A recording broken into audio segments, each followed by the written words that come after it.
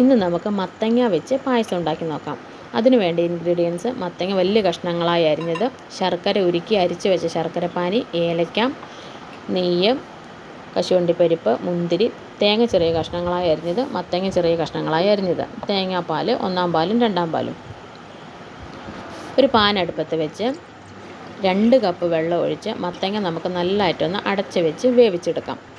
മത്തങ്ങ വലിയ കഷ്ണങ്ങളായതുകൊണ്ട് തന്നെ വെള്ളം ഒഴിച്ച് വേവിച്ചെടുക്കണം.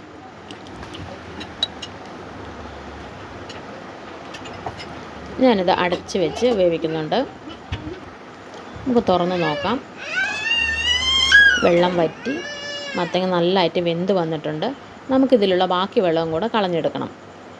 അതിന് വേണ്ടി ഞാനൊരു പാത്രം വെച്ച് വെള്ളം അരിച്ചെടുത്തിട്ടുണ്ട്. ഒരു സ്പൂൺ വെച്ച് നമുക്ക് മത്തങ്ങ നല്ലതായിട്ടൊന്ന് ഉടച്ചെടുക്കാം. നല്ലതായിട്ട് ഉടഞ്ഞ് വന്നിട്ടുണ്ട്. വേറൊരു പാൻ വെച്ചിട്ട് എണ്ണയൊഴിച്ച് എണ്ണ ചൂടായ ശേഷം തേങ്ങാക്കൊത്തും കശുവണ്ടിപ്പരിപ്പും മുന്തിരിയും കൂടി ഇട്ട് നല്ലതായിട്ടൊന്ന് മൂപ്പിച്ചെടുക്കണം.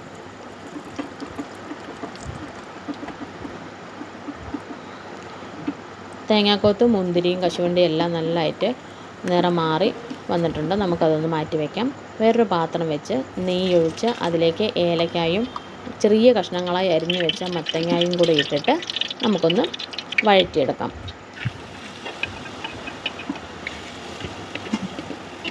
നല്ലതായിട്ട് നിറം മാറി വന്നിട്ടുണ്ട്. അതിലേക്ക് നമ്മൾ ഉടച്ച് വെച്ചിരിക്കുന്ന മത്തങ്ങ ഇട്ട് പച്ചമണം മാറുന്നവരെ ചെറുതായിട്ടൊന്ന് ഇളക്കി കൊടുക്കാം.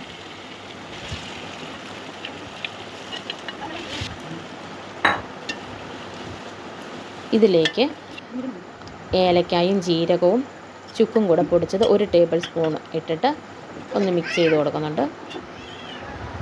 അതിലേക്ക് ശർക്കരപ്പാനി ഒഴിച്ച് നല്ലതായിട്ട് തിളപ്പിച്ചെടുക്കണം. ശർക്കരപ്പാനി ഒഴിച്ച് നല്ലതായിട്ടൊന്ന് മിക്സ് ചെയ്തെടുത്തിട്ടുണ്ട്. ഇത് നല്ലതായിട്ട് തിളച്ച് ബ്രൗൺ കളറായി വന്ന ശേഷം നമുക്ക് തേങ്ങാപ്പാൽ ഒഴിക്കാം. തേങ്ങാപ്പാലോടെ ഒഴിച്ച് ചെറുതായിട്ടൊന്ന് ഇളക്കി കൊടുത്ത് അതിലേക്ക് നമ്മൾ വറുത്ത് വെച്ചിരിക്കുന്ന തേങ്ങാക്കൊത്തും മുന്തിരിയും അണ്ടിപ്പരിപ്പും കൂടെ ഇട്ട് നമുക്കൊന്ന് ചെറുതായി ഇളക്കി അടച്ച് വയ്ക്കാം.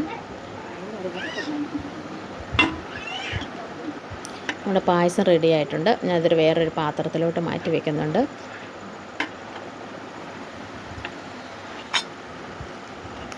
ചൂടാറിയ ശേഷം ചെറു ചൂടോടുകൂടെ കഴിക്കുക. നല്ല ടേസ്റ്റാണ്. എല്ലാവരും ട്രൈ ചെയ്ത് നോക്കണം.